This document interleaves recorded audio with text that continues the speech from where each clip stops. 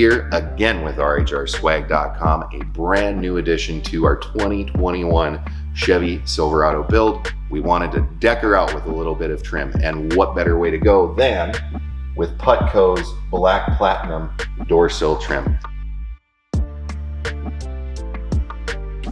As you can see here, we have this gorgeous laser etched front door sill. Now we do have coverage for the back as well, although we don't have the writing on it. It is still a great way to couple up and make it a nice, beautiful, finished looking product.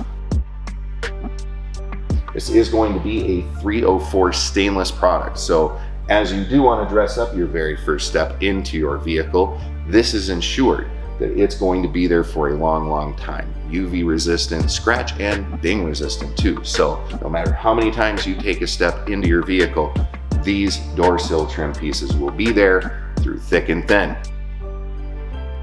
We are really happy to advertise for Putco because they are a fully all made in America company.